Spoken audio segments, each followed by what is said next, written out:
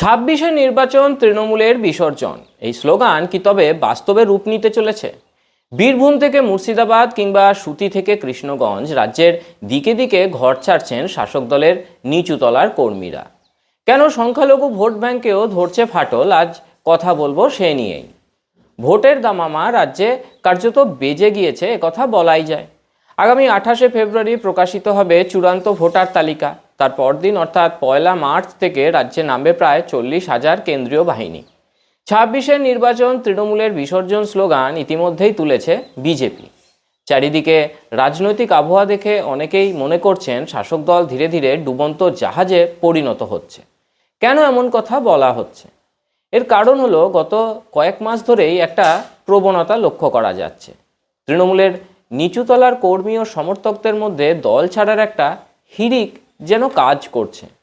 বহু ক্ষেত্রে সংখ্যালঘু সম্প্রদায়ের মধ্যেও এই প্রবণতা বাড়ছে, তাঁরা বিজেপিতে যোগ দিচ্ছেন। বিভিন্ন জেলায় ছোট বড় একাধিক যোগদান কর্মসূচি সেই ইঙ্গিতই দিচ্ছে। যেমন ধরুন বীরভূম জেলার দুবরাজপুর, শুক্রবার সেখানে 20টিরও বেশি পরিবার বিজেপিতে যোগ দিল।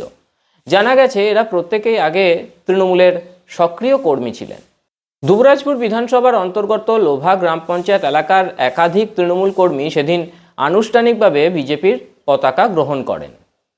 দুবরাজপুর বিধানসভার দুবরাজপুর 5 নম্বর মণ্ডল বিভিন্ন এলাকা থেকে, অর্থাৎ লোভা অঞ্চলের পলাশডাঙ্গা, জবলাই, দেবীপুর চর, বিভিন্ন গ্রাম থেকে প্রায় 15 জন তৃণমূল কংগ্রেস সদস্য এবং তার সাথে 200 পরিবার আজকে ভারতীয় জনতা পার্টিতে যোগদান করলো। প্রত্যেককেই ভারতীয় জনতা পার্টির পরিবারে স্বাগত জানাই। আগামী দিনে বাংলায় যে পরিবর্তন আসছে, সেই পরিবর্তনে শুধু সাধারণ মানুষ নয়, সেখানে তৃণমূল কংগ্রেসের কর্মীরাও ধীরে ধীরে ভারতীয় জনতা পার্টিতে যোগদান করে বাংলায় পরিবর্তনে সামিল হচ্ছে। তাই প্রত্যেককেই ভারতীয় জনতা পার্টিতে স্বাগত জানাচ্ছি। কদিন আগেই শাসক দলের ঘর ভাঙিয়ে শুভেন্দু অধিকারী হুঙ্কার দিলেন, পুরো সাফ করে দেব তৃণমূলকে, বুথে বসার লোক পাবে না তৃণমূল। মঙ্গলবারই বিরোধী দলনেতার হাত ধরে বিজেপিতে যোগদান করেন ময়নার প্রাক্তন তৃণমূল বিধায়ক সংগ্রাম দলুই। সংগ্রাম দলুইয়ের মতো নেতা বিজেপিতে যোগদান করায় দিশেহারা তৃণমূলের জেলার নেতারা। এরপর কে সেই আতঙ্ক আপাতত তাড়া করে বেড়াচ্ছে শাসক দলকে। তৃণমূলে তো কিছু ভালো লোকজন ছিল, খুঁচাতে গেছিলেন কেন?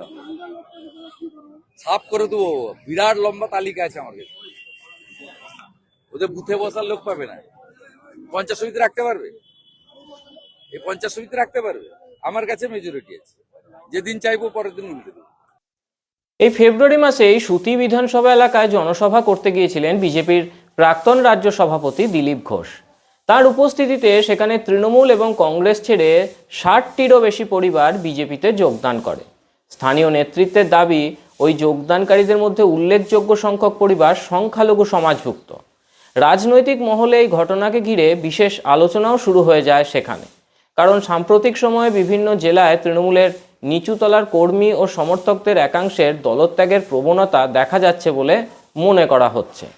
সুতি বিধানসভায় হওয়া এই যোগদান কর্মসূচিকেও সেই বৃহত্তর প্রেক্ষাপটের অংশ হিসেবেই দেখা হচ্ছে।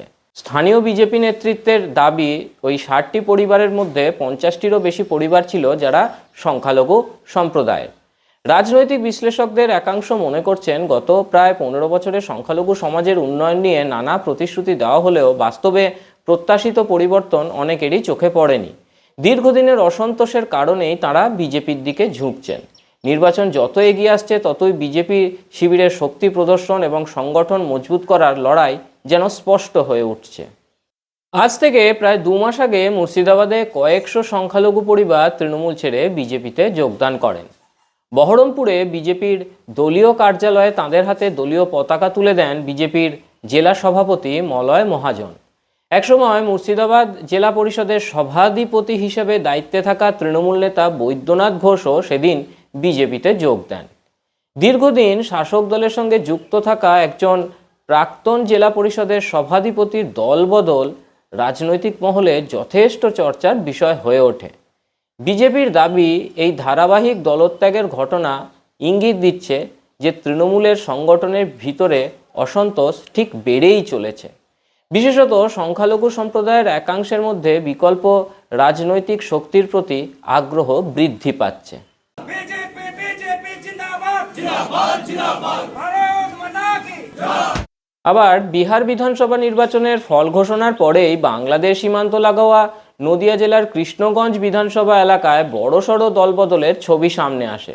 সেদিন প্রায় 200-রও বেশি তৃণমূল কংগ্রেস সমর্থক বিজেপিতে যোগদান করেন।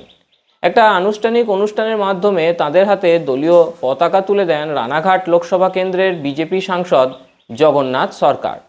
বিজেপির বক্তব্য, দুর্নীতি ও অনুন্নয়ন ছাড়া তৃণমূল যে কিছুই দেয়নি তা বুঝতে পারছেন মানুষজন, তাই এভাবে দলে দলে মানুষ তৃণমূল ছাড়ছেন।